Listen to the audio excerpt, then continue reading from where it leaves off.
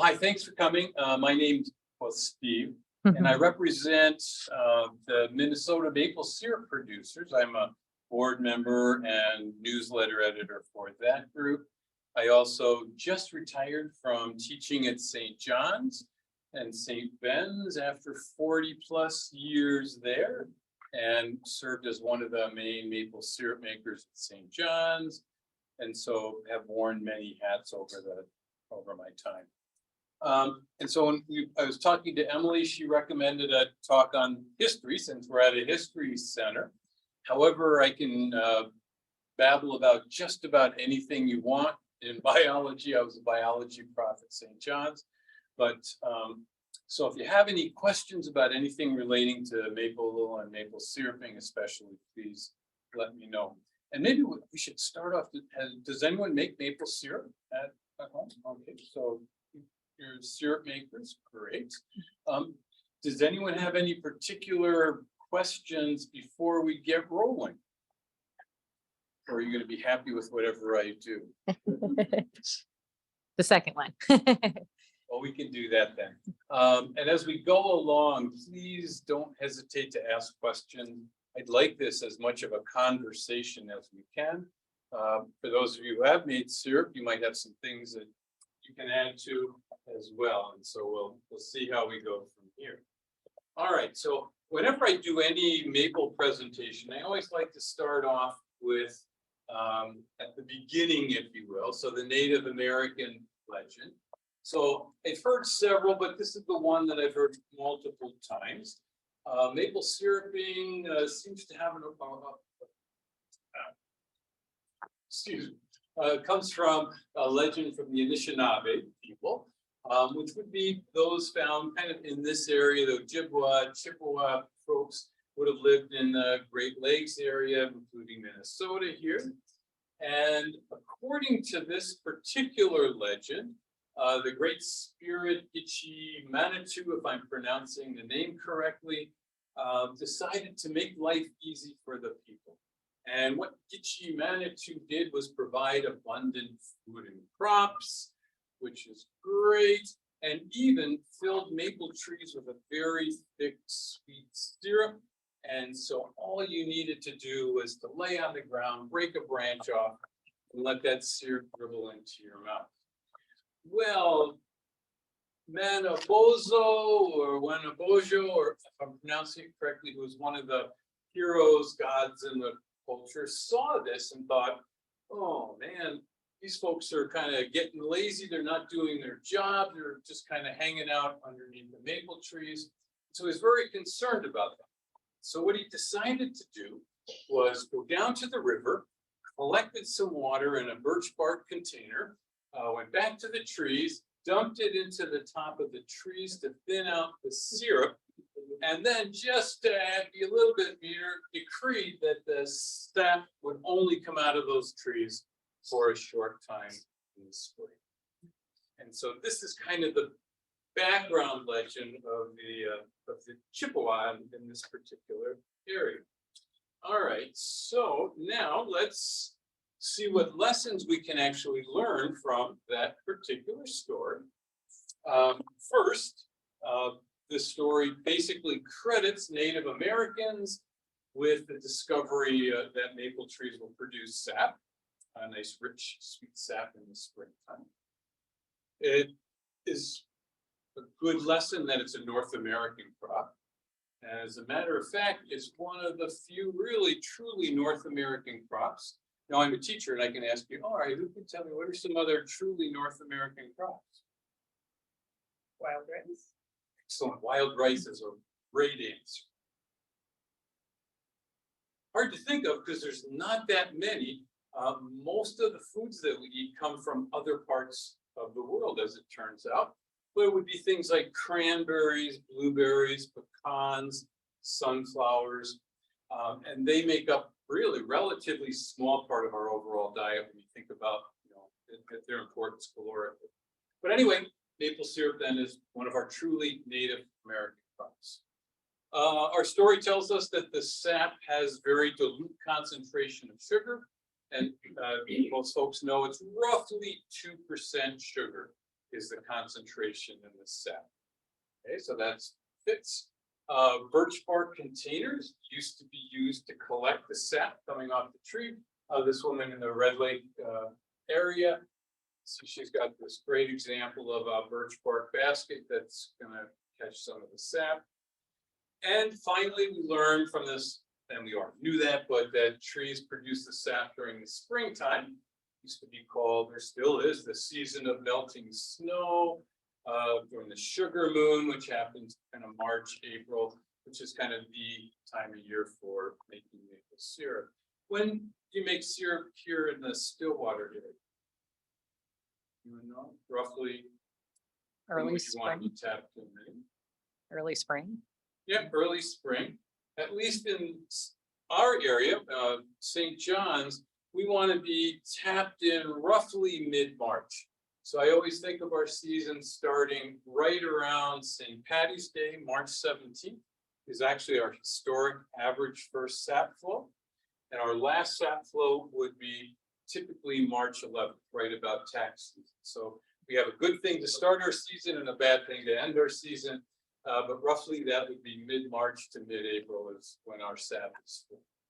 Why that time of year? Because in order for the trees to produce the sap, they require a cold night and a warm day. And that's the time of year when the trees are dormant, and we normally get the greatest number of days where the temperature fluctuates above and below freezing. So anyway, yeah. Well, you know, I make sap and I understand that, but there's maples all over the planet. There's got to be other parts of the world that have spring conditions like that. Not really, and so that's the amazing thing. Maybe there's an area in Korea, a little bit in Europe, but most places that have enough maples just don't have the right combination of those freeze-thaw cycles. So that's the problem. Yeah. Yeah, good point. All right, so how did the Native Americans, or how do we know actually that they were the ones to have discovered syruping? There's got to be some kind of evidence out there, and some of it comes from some of the early writings from that we have on record from the colonists and explorers. This quote from Gentleman's Magazine in 1765: "The Americans have discovered a method of making sugar from a liquid procured by boring the maple tree." And then Lafitau in 1724 wrote, "This sugar is very pectoral and is admirable in remedies, but although it is more healthy than that of the canes, it is not agreeable, nor has it delicacy, and nearly always has a burnt taste." So it's cooked. The French make it better than the Indian women from whom they have learned how to make it. So again, he's attributing the making of the syrup to the Native Americans. The French, who are settled at the Illinois, have learnt from the Indians to make syrup. It was sent from Canada. The Indians have practiced it, time out of the mind. So the evidence seems to point in the writings that Native Americans certainly had discovered that maple trees produce a nice sweet sap. Now, there's another line of evidence that we have that shows the Native Americans certainly discovered the process as well. And that comes from linguistic evidence. So basically, if we look at word origins, we can think about if Native Americans adopted making maple syrup from the Europeans, then we would expect the root words for maple syruping to have some kind of European basis to them. And that would be true, for example, for horses. Horse comes from the Spanish word, and if we think about the Yankton word for a horse, they really didn't know what they were, but basically they called them big dogs. And so it suggests that horses were not native to North America, that they were brought here, but the natives then very rapidly took them up. However, if the process was originated by the Native Americans, then we would expect them to have Native American root words for the process. And without going over all these different root words, which I can't pronounce anyway, but you might be able to read Nenautic, our own trees, and buckwood, and there's a whole boatload of them. None of them sound anything at all like maple or sugar or syrup. And so it's pretty likely that it wouldn't have come from the Europeans. Menominee called sugar moon, the Shobo Moa Kunzo, and I shouldn't even try to pronounce it. So again, nothing that would relate to sugar sweet that we might see. Cree also had similar words for mapling, and again, none of them would have had any kind of connection to European words. However, cane sugar certainly did come from other places. So if we think about that, if we look at the Cree word for cane sugar, it was soka, which is very similar to sugars. You can kind of see how that word would have been eventually modified. All right, so the Native Americans obviously get much credit for making, discovering the syrup process. So then the question is, how did they learn to make syrup, sugar, in the spring? And this picture gives you a clue. How do you think they did? Sapsuckers would be one main way that they would have discovered it. This is a sapsuckle on a maple. I took this picture not too long, well, maybe 2 years ago. And if you get the right conditions and a branch is broken off from the maple tree, the sap comes out, eventually forms these little icicles. Break one of these off and you start munching on it, they're super sweet.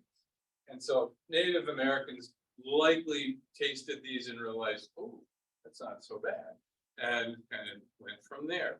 So sapsuckles are likely one of the ways. Animals, they probably observed squirrels doing lots of damage on trees and ripping up the bark, and they might have started thinking, oh, well, it's good enough for a squirrel, might be good enough for me.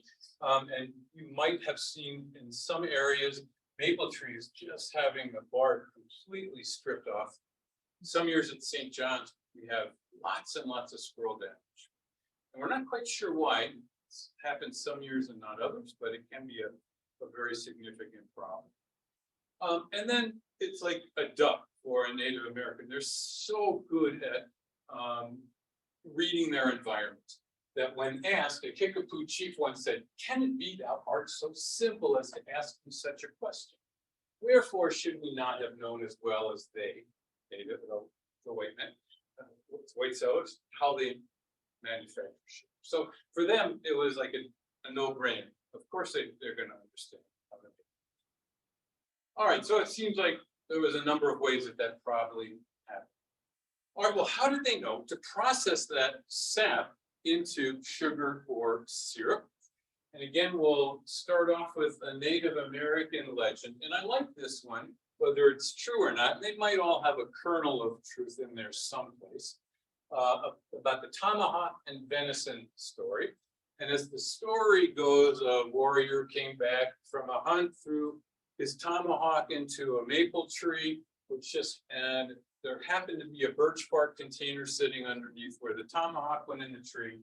It was in the spring, the tree dripped sap, collected in the birch bark basket, and then it was time for supper, and rather than running down to the river to fill up the birch bark container with some water to boil up the venison, Mom decided, oh, here's a basket filled with some sap, why not use that? She did, and presumably the rest is history.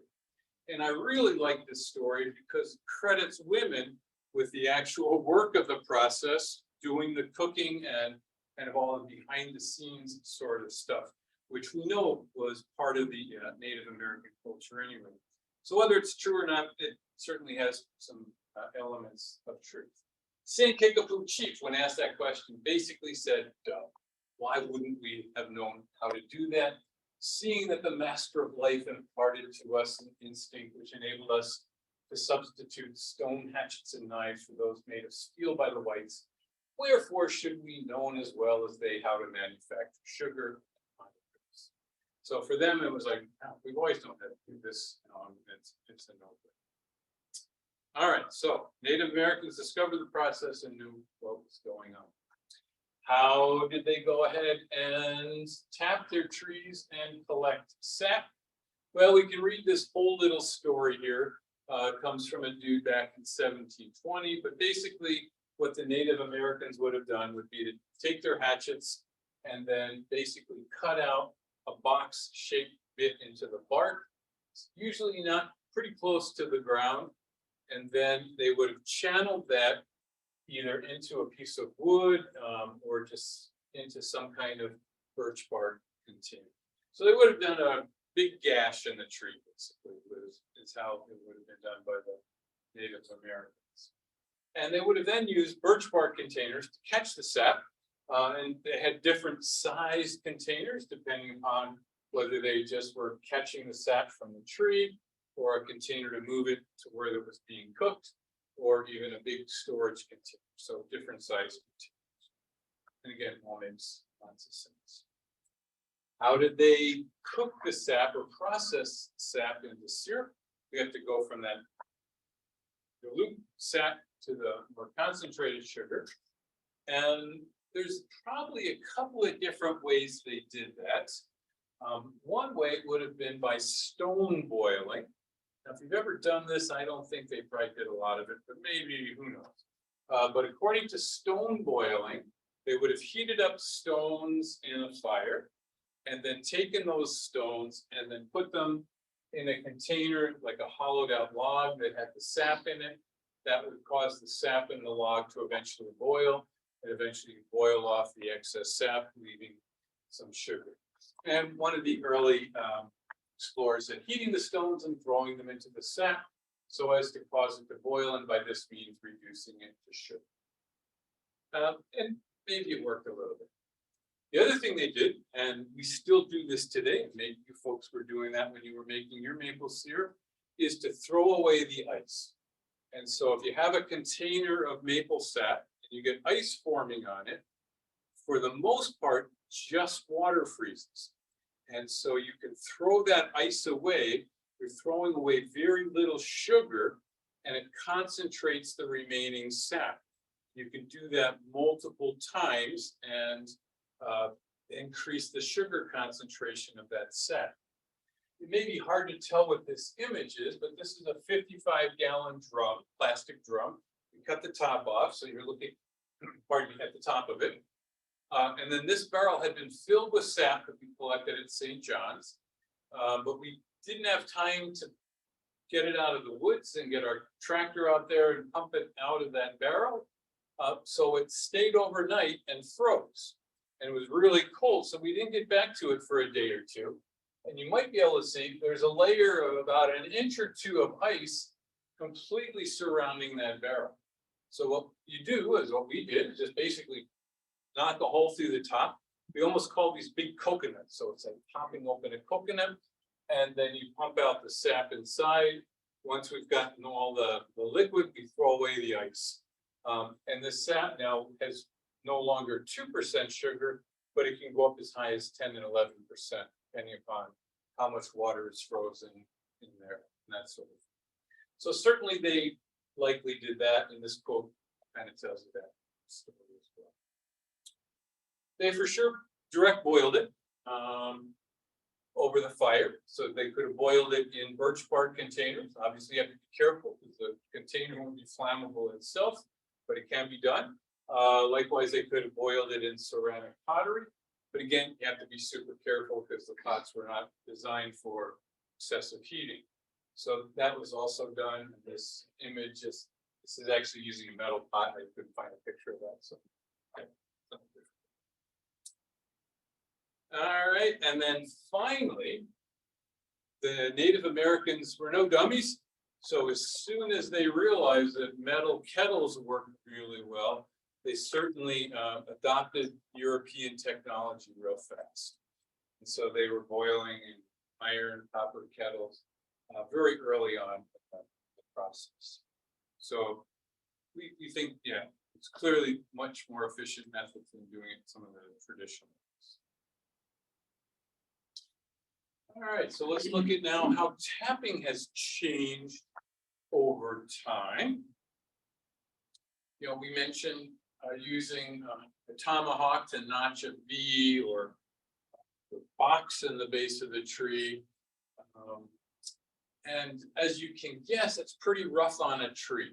Trees tend not to survive for long periods of time after you've been whacking them that much and tapping them for multiple years. Turns out, though, that we're all kind of slow to change our ways. Even the settlers, once they realized the damage they were doing, were reluctant to give it up, but eventually realized, you know what, if we put a smaller hole in the tree, we can get just as much sap for the most part, and our trees are going to thank us for it over the long period. And so eventually they kind of went to that method, but even as late as the late 1800s, people were still whacking a tomahawk or a hatchet into a tree. But soon everyone started using some sort of drill. So initially it would have been the hand brace to put the hole in the tree. And if you've ever used a brace, they work great, but you can imagine now trying to tap 1,000 trees doing that. It's a lot of work. And so you're going to want to do something to try to speed that up if you're going to mass produce maple syrup. So folks invented all sorts of cool adaptations. This dude's got a gasoline operated drill that he's carrying around on his back. I've seen guys with, in the old days, used to carry basically a car battery around and then use that to run a little handheld drill as well. Then folks realized, oh, you know what we can do? We can modify our chainsaws. We can take off the bar, we can put in a drill bit, and then use that to punch a hole in the tree. Now, the problem with that is your drill basically keeps turning when the machine is on, and so they're super dangerous. If you fall, you might want to drill a hole in yourself, but they're really fast. And with any luck, I've got a little video clip here. I'll show you. This is a video took a few years back. All right. Oh, that's good. It might work. So what you're going to see is this was tapping day at St. John's, oh, I don't know, 10, 15 years ago. And basically we did it like, it's almost like a snake out there. So I'm in the front here. I've got the chainsaw with the drill bit on it. And you can, and then behind me are coming the rest of our crew, a boatload of students. And they're carrying buckets, they're carrying taps, the spiles that'll go into the tree. So I go up to the tree, I put the hole in the tree, and I'm walking on to the next one. Well, then they're coming up behind me, they'll drop a lid, bucket there, and then someone comes up, puts the tap in, another person comes up and hangs everything together. So you can kind of hopefully see how it works. I don't know if there's, we don't really need sound, but let's try.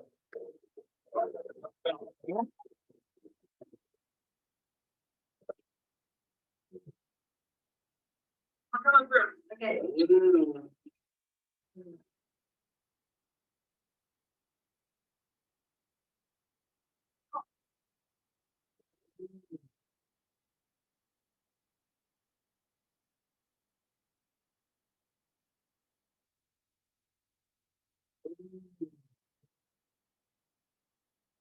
So anyway, it gives you an idea how fast it can go if you have the right equipment. But now virtually everyone uses a handheld portable drill, a battery operated drill. These things work great. You can get about 100 holes on a single charge. You get yourself a few extra batteries and you can go all day and they work really well. All right, so what do we put into the tree to get the sap out? They're called taps or spiles is the other name for them. We think that the word spile comes from the French word meaning spill. And there have been multiple styles over time.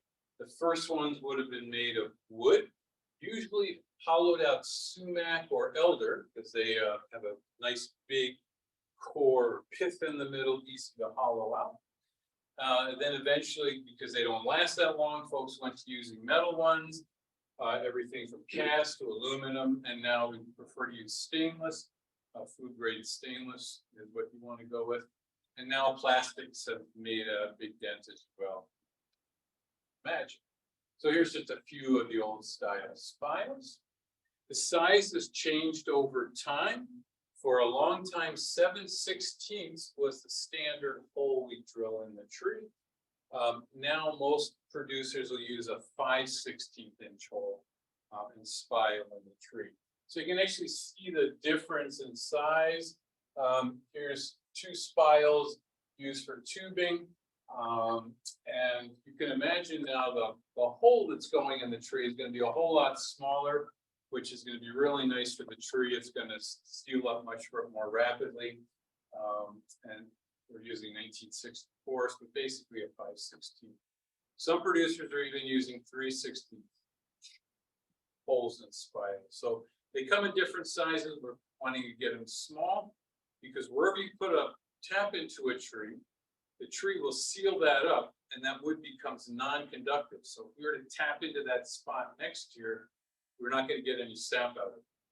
And so you can imagine now if I put 2 holes in that tree, that these strips now I can't tap into next year.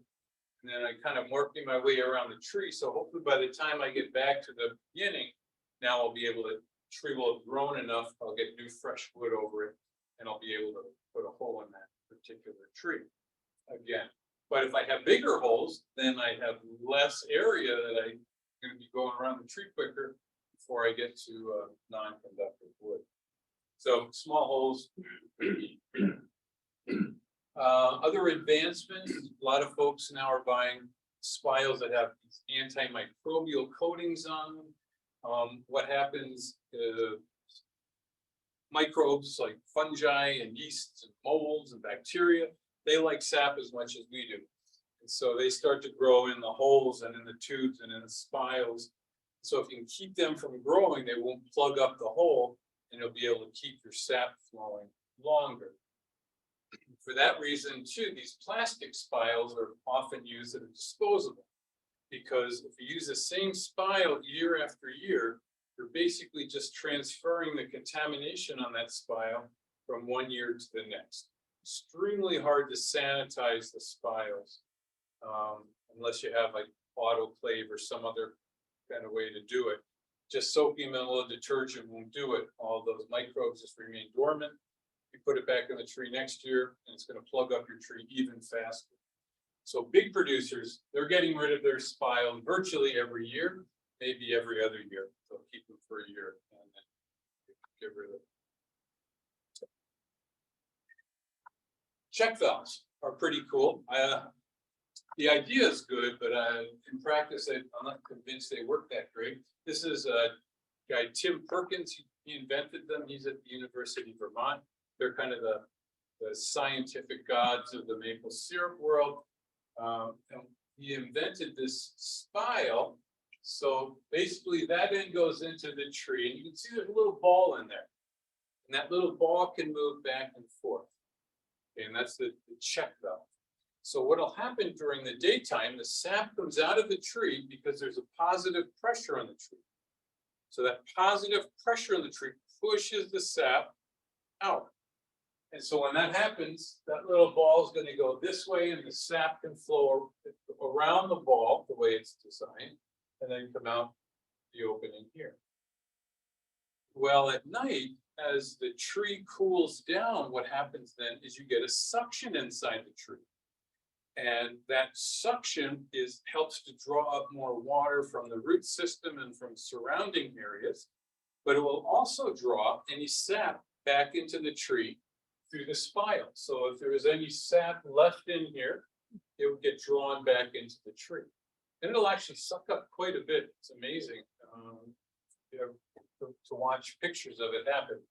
So what he decided to do is, well, and bad news about having that sap get sucked back into the tree means any of the contamination in there is going to get sucked back in the tree, plug up the hole, so you're going to lose sap flow.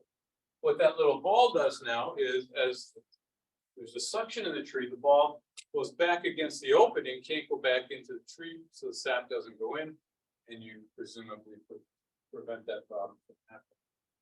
One of the bad things about these spiles, to hold that little ball in, you can see a little ring there.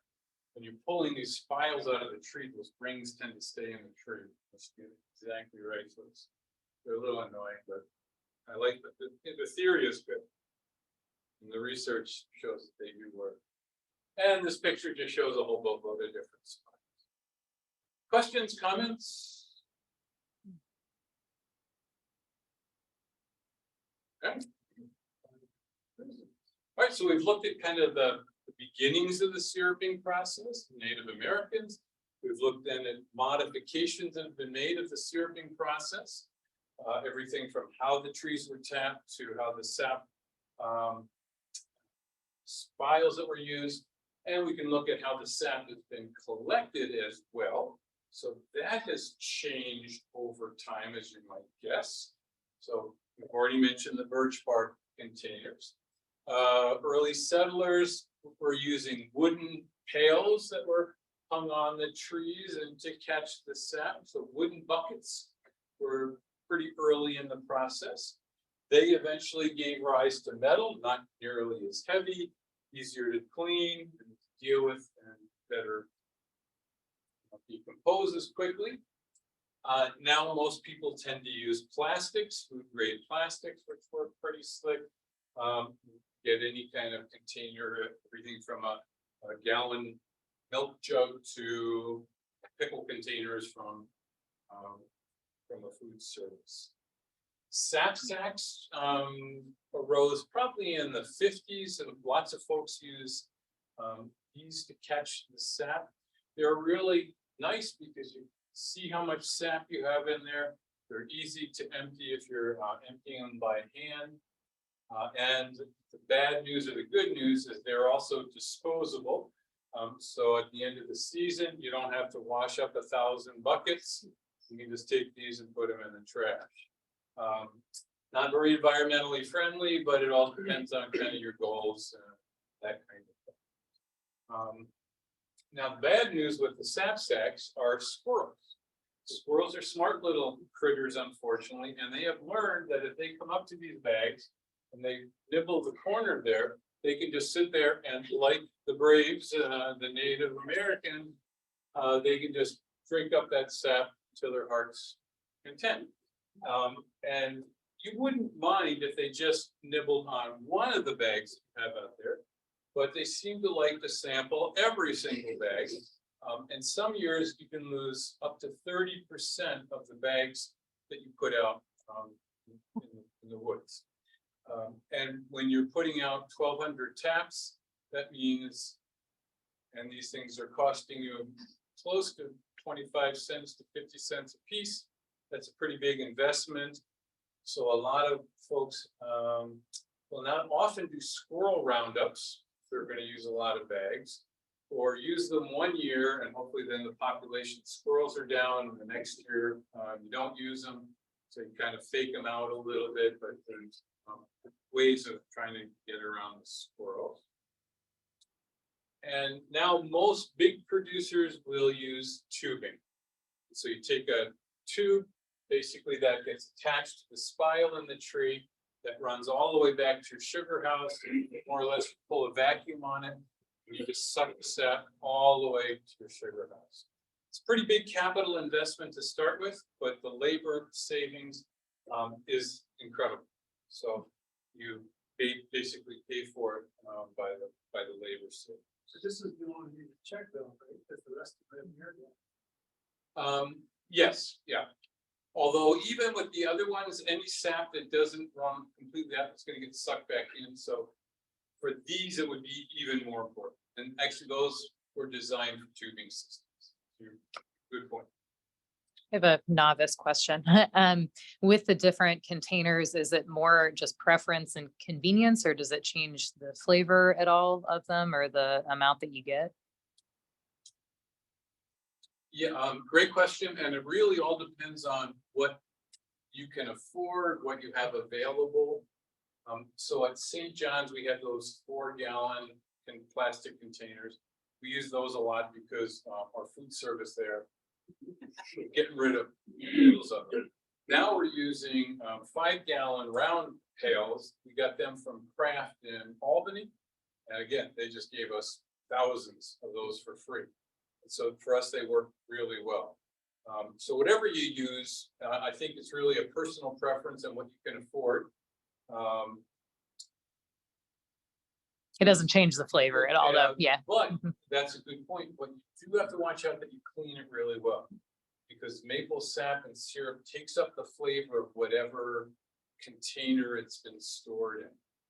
And so, yeah, be sure to clean it really, really well. So I judged the maple contest at the state fair.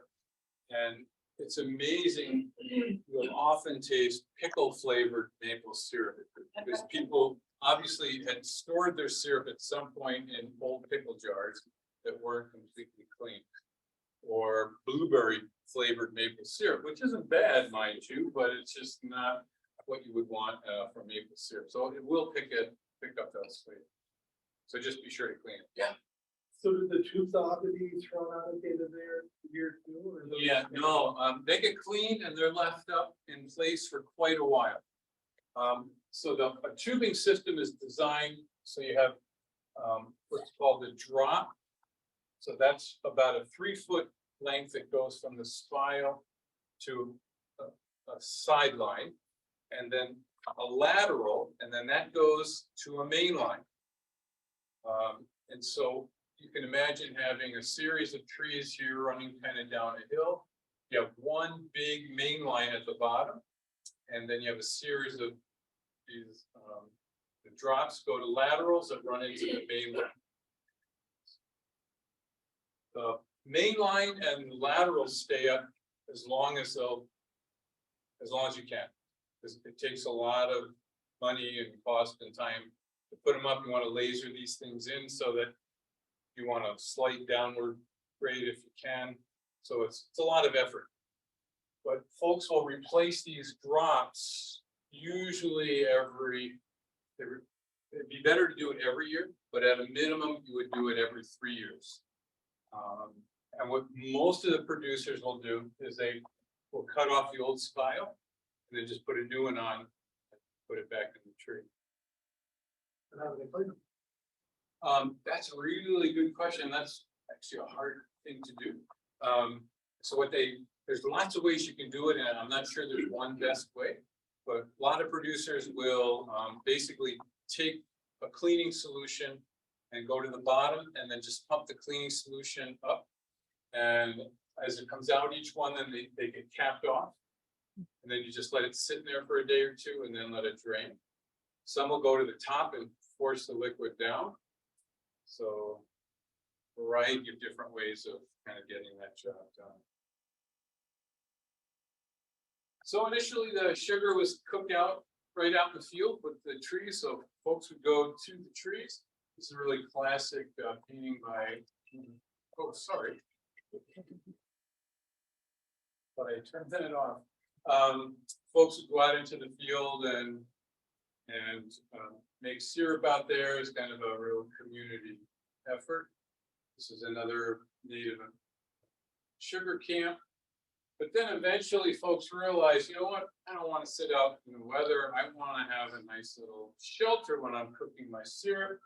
This Ike family actually, it turns out, is right next to St. John's, with a kind of a postcard from them. But you can imagine just if it's starting to snow or something, or a good rain some of those seasons. So eventually folks went and started building a sugar house of some sort. So that happens probably early on. Some of them have open sides, more lean-to styles. And then we have more of the cute little sugar house. And depending upon the operation, they can be huge or just a cute little thing like this particular. All right, well, if you're gonna have a separate house now for cooking the sap, you've got to have a way of getting the sap from the field to the sugar house.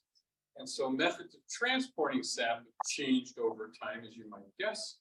And one way to do it is simply grab a bucket, birch bark container, and carry it to wherever you're going to be doing your cooking. And that's what we do at St. John's. A yoke is a real traditional way they would have done it back in the day. Just kind of put that across your shoulders so you can carry your sap along with. Eventually, folks developed either horse-drawn or tractor-drawn system where you go out to the field, dump it into your containers, and away you go. And now, obviously, the tubing really saves you lots of time. That'll pump it right back into the sugar house. A lot of producers just use kind of milk house equipment. for doing this, if all that same stuff works really well. Sure. Well, once you have your sap, then you got to make it into syrup, and lots of ways to do that. We've already looked at the first couple. The flat bottom pan with lots of surface area for fast cooking didn't show up until around the mid 1800s. So a relatively late addition. And this would be what I would call a batch system in these kettles. So you throw in all your sap, and you have just one container, just keep cooking until you get syrup. They're doing one big batch, and maybe you're adding more as you go. But now folks use continuous flow evaporators, and these evolved pretty well back in the 1900s. And in one of these continuous flow evaporators, sap is entering in one place and finished syrup is leaving in another. So this is a fancy new evaporator here. So we've gone a long way from the dude out in the field. And here's my little quick and dirty drawing of one of the evaporators. So if we look at the parts of the evaporator, the bottom part is called the arch, and so that's where the fire is going to go. So we stick the fire in here. It's called the arch because it sweeps up down the length of the evaporator. Sitting over the arch would be the pans, and that's where the sap would go in. So the heat is under the sap, and that kind of boils. So it boils up, and away the steam goes. Now, you're going to want to have some kind of cover on that to direct the steam out of your building. But in the old days, that building would just fill up with steam. So basically, you had a steam bath while you're making your maple syrup. And we eventually added cover, which I didn't show in this diagram. And the smoke has to go out somewhere. And so that would go out kind of this end, which is called stacks. And if we look into these pans, this is looking down on it. So in this evap drawing shows 3 pans. So it has a series of partitions in it. And my drawing may not be so great, but you might notice there's an arrow going in here and an arrow coming out there. And so the sap would come in here, it runs down there, there's a gap in the partition, runs back, around, eventually coming out here. So I always imagine these evaporators like a snake. So if you can imagine the snake comes into the evaporator, the head is 2% sap, and as it wiggles and waggles its way through the evaporator, it gets cooked down finally to syrup by the time it gets to the very end. Or think of a long gutter, and you pour the sap in one end, there's a sap and with a fire under it. As it runs down that gutter, by the time it gets to the end, syrup. Now, no one wants a sugar house that's going to be 100 feet long and 2 feet wide. So what we do is we simply now take that gutter and fold it up a bunch. And that's essentially what our new evaporators are. And the beauty of that is you're going to be able to cook the sap much faster. You're going to get a much better quality out of it. Now, the reason I threw this in here is you're always going to see at least 2 chimneys coming out of kind of a modern sugar operation. One, in this case, the tall one is ours. That's our smokestack. So that's where the smoke is coming out. And then the other 2 are for steam, and they're coming out. Yeah, 3 pans, you might have 3 of those stacks as well. Question? Yeah. So is that tilted in some way, or does the fire force the liquid to go through the thing rather than just sitting? Yeah, great question. Normally it's being pushed by pressure from the sap. So the sap is normally sitting in tanks above the evaporator, and then it runs down into the evaporator. So kind of like a water tower and pushes that water through. Flues are essentially scalloping on the bottom of the pan. So it's hard to see in this diagram, but these orange things here would be where the sap is. And so basically it just increases the surface area. And so it cooks much faster, you get much more heat exchange. And our fuel source has changed over time. Wood was the traditional. Now folks use gas, steam, you bet.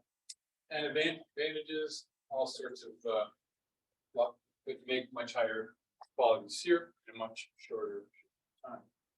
Drawback, cost, and you have to buy all the equipment. So over time, there have been lots of improvements on the sap production and our evaporators. And maybe I'll just mention two of them. One would be preheaters.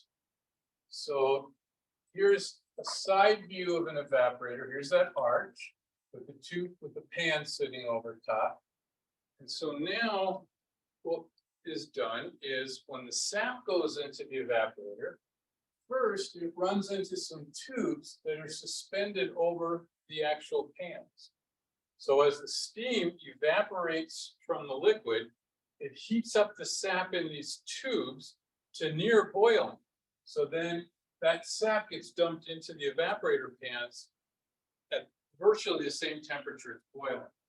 Now, if you were to cook in a batch at home, you have your pot going, and then you throw in more sap.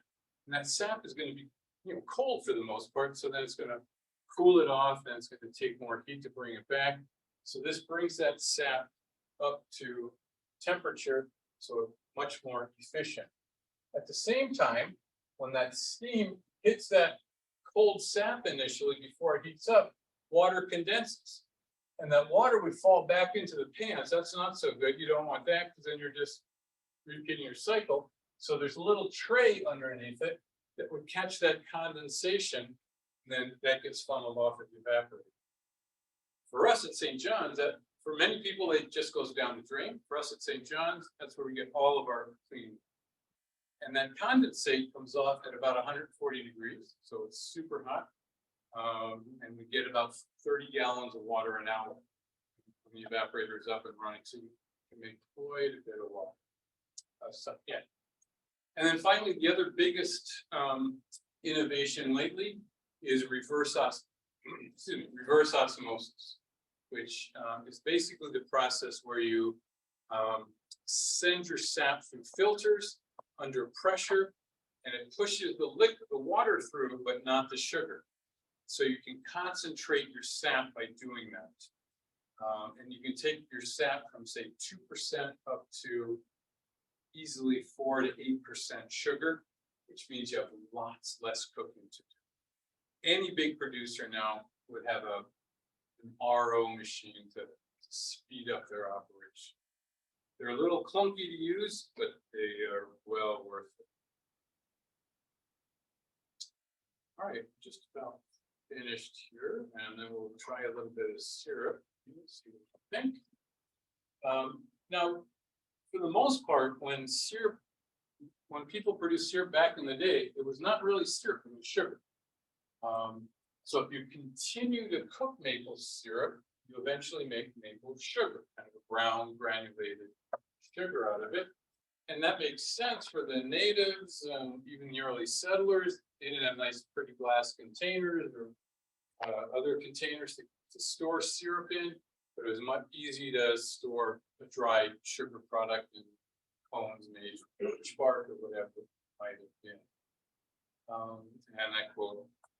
Okay. And when you think about it, syrup was super important back to the Native Americans and settlers. It was really the only sweetener available back in the day. You maybe get a little honey or from honey locust pods, get some apples. Even they came from Europe. So it was super important food source. And it's hard to imagine how much sugar was being made back in the day. So here's syrup with some maple sugar. In the mid 1800s, 36 million pounds of maple sugar were being made in the US and Canada. So just a boatload of it. And that's because most people making it at the time were subsistence farming. It was a good way of making a little bit of money. And then to end up, as you know, in a week or so, we've got Juneteenth coming up, big holiday.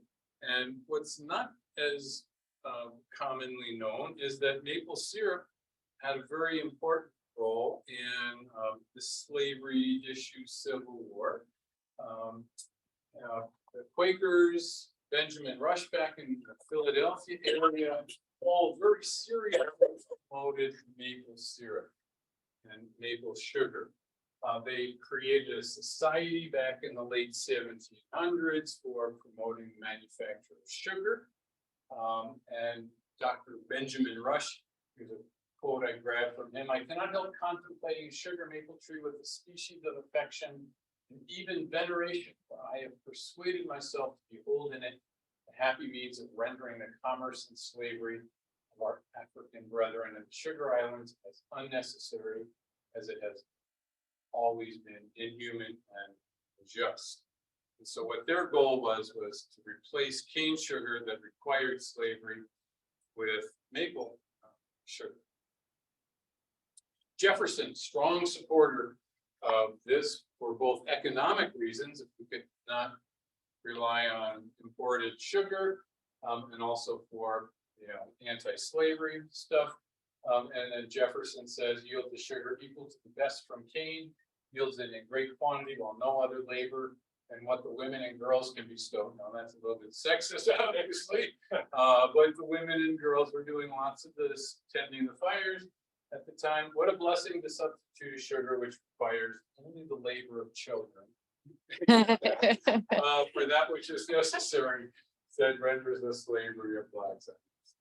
So at least they were thinking very positively.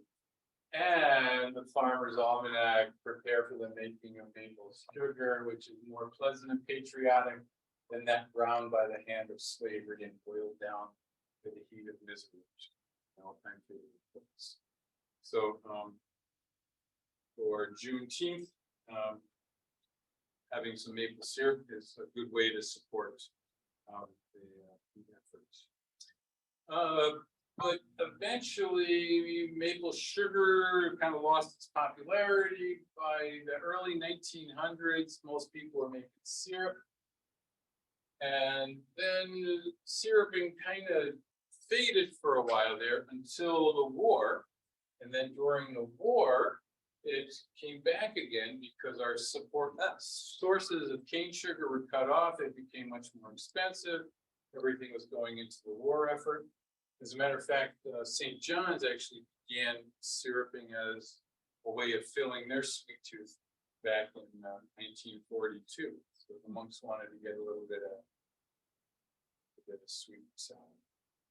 So let's look at some syrup. Questions, comments? So Yeah. with the amount of sugar that Americans eat these days, would it be even possible at all to not have any cane or beet sugar anymore and just make everything from maple, or are there not enough maple trees in the whole country? Not enough Okay. to satisfy, yeah. Okay. Yeah. I don't have the stats on the top of my head, but last year, for example, you may have heard there's a Canadian maple reserve up in Quebec. So if you're a producer in Canada, you basically have to sell all of your syrup to them. It goes into this big storage, and that way they can maintain the prices. And if there's a downturn in the market, they can release some from the storage. If there's an upturn, they'll keep it there and keep the price high. They were like down, way down. So, and that was kind of in a normal, because of COVID, everyone's staying home making pancakes. And, so yeah, it was kind of cool. But no, we wouldn't be able to support everyone. All right. So other questions? How many trees does St. John's have? Roughly 1,500. And then what's your, I know it varies from year to year, but what's an average amount of syrup that you? So for every tap you put into a tree, you expect to get 10 gallons of sap. That would be a good year. And that 10 gallons of sap, if it's 2% sugar, cooks down to roughly a quart of syrup. So for every tap, you can kind of round up. It's usually closer to 3/4 of a quart, but you could round up to roughly a quart of syrup. So if you put in, I'm gonna make math easy, 1,600 taps, you should be making, good 400 gallons of syrup every year or in that season. Now, just to give you an idea of, like you said, it's really weather dependent, just like any farm crop. In 2012, we had that one really warm, wonderful winter for what most people like, except for skiers. We put out about 1,200 taps, and I think we made 39 gallons of syrup. The next year, and that was our worst year ever. The next year, in 2013, was a miserable winter. Everyone hated it except for maple syrup producers and skiers. Same number of taps, we had our best year ever, and I produced 526 gallons of syrup. So we went from worst to best within the course of 1 year. Nothing changed other than the weather. Just the layoff of 1 year affect them? Theoretically not. If you're over tapping trees, then it would be a good thing. But if you're tapping using conventional tapping guidelines, folks have tapped the same tree year after year for many, many years. So that should theoretically not have an impact. But we worry about like drought, how that affects it, and all those other conditions. I came late, so I don't know if you mentioned this, but does the age of the tree matter? Yes and no. We don't want to tap a tree that's too small. And so, depending upon how conservative or liberal you are with your tapping guidelines, I tend not to tap anything smaller than 12 inches. Some people will go 10. So the tree's got to be old enough to be at least 10 inches, to be 10 inches in diameter, which means you're going to be looking at a 30 to 50-year-old tree probably before it gets that old. Now in Vermont, that Tim Perkins has designed this system where he's planted maple trees, grown seedlings. So they're little whippy things about 15 years old. And then what he's done is he's come in and he basically topped them. And then he puts a little cap on them and he sucks the sap out of them. And so you can plant them really densely. And it's just like farming corn or something, but for maple syrup making. So you can do it earlier, but that's more of an unusual situation. Where you put multiple taps in the bigger tree, and do you have anything besides sugar, either red maple or silver maple? So again, are you conservative or liberal? So the conservative guidelines say 1 tap for 12 inches and then 1 additional tap at 18 inches, another 6 inches.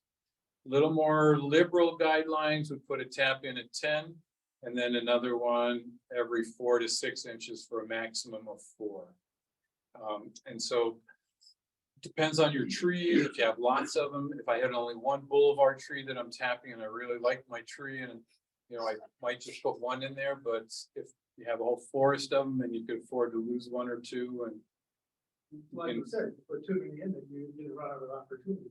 And so, yeah, exactly. So that's the problem with over tapping. And then you can tap. Any maple will produce sap to make sugar in the spring.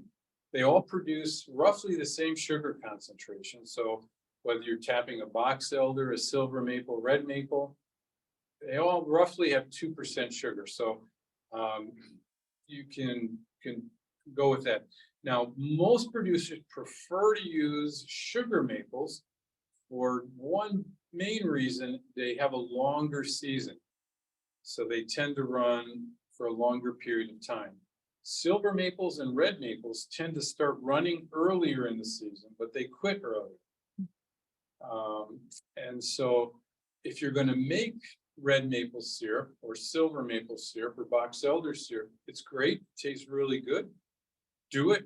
But the problem is, watch out when you start mixing sap from different trees, because what will happen at the end of the season is the sap starts going what we call budding. So the tree is starting to get ready to bud out. And as the spring wears on. And so they start producing, adding all these amino acids to the sap, which when cooked will give your syrup an off flavor. It can taste like cardboard or chocolate or Tootsie Rolls. It doesn't sound bad, and most actually little kids love it, but it's not a maple flavor. So as soon as the tree starts producing bud sap, you need to pull the taps from that tree, or at least not collect the sap. And the problem is, so if you have a red maple here and a sugar maple, you go out and you're just collecting the sap. This one could be making bud sap, and this one is going to be fine. So pull your red, just keep track of that. Don't let the bud sap from the from the silver maples and reds get mixed in. You can actually smell it. It has a different odor to it. If once you do it enough, you kind of know. Do they have slightly different tastes?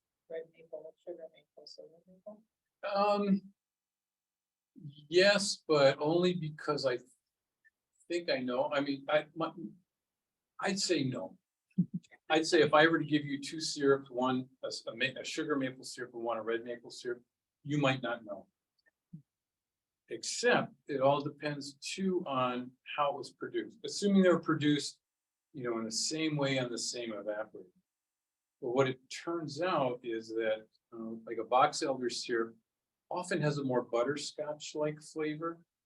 And I think that could be partly due to the syrup, but it's also because it's often cooked longer. And so because of that, you get slightly different flavor to it. But they're very similar.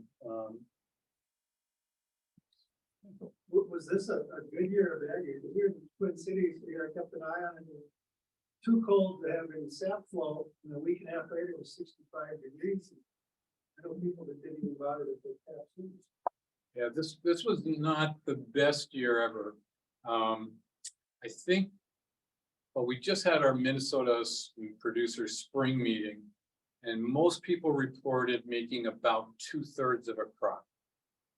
So, if they put out 40 taps, they would have expected to make 10 gallons of syrup, but they're probably only making 6 or so. So roughly about 2/3 of the crop. Folks out west had a really bad time, kind of on the edge there, because for them they're always late and it just nothing happened. When you're talking about capping, one thing, we have guidelines for our crew that goes out and taps. The first thing on the line is look for a crown. If it doesn't have a good crown, don't bother to tap.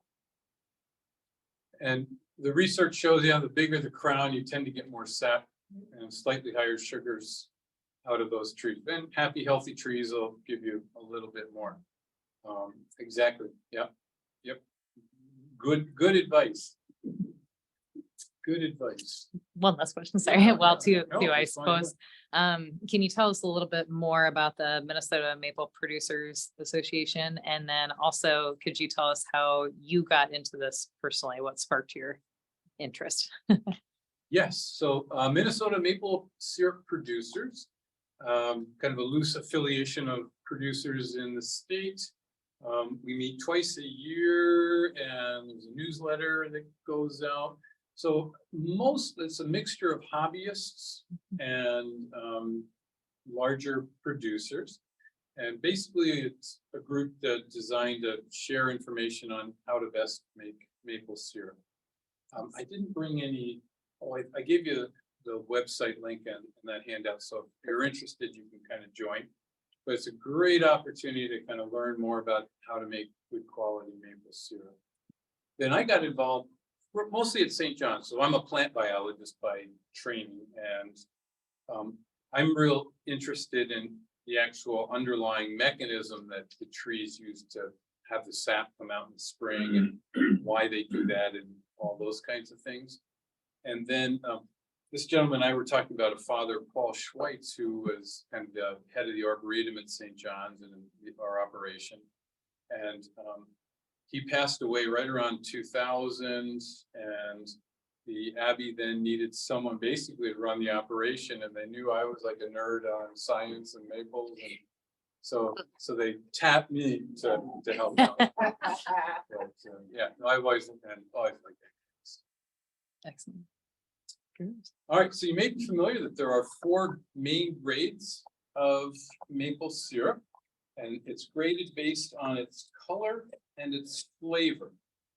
So the lightest and the flavor is associated with its color, typically. So the lightest one would be called a golden syrup. It has a delicate taste, so very light flavor, maple. Then the next one would be amber syrup that has a rich taste, dark, robust, and very dark, strong.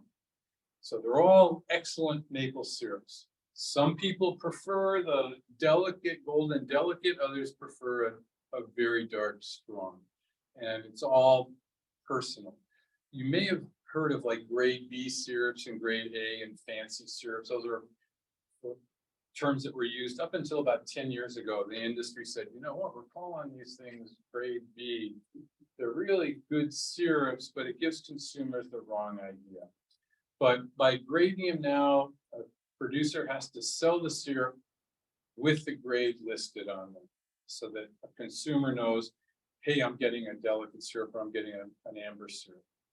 Most people prefer amber syrups. They look more like what you expect. They don't look as anemic as the delicate syrups. And they're not as strongly flavored as the other ones. So if you'd like to try a sample of each to see which you might prefer, we can do that. Does the percentage of sugar vary? No, well, it shouldn't if it's a well-made syrup. Okay. So I didn't want to go all night here. Oh, but you're what fine. I could have told you about is maple syrup has got to have a density of Emily, would you help me? Yeah, I think we'll end our Zoom portion for now, since this is more in person. Did you have anything else to add to the Zoom? No. Okay, sounds great. Thanks so much to all of you who joined in on Zoom.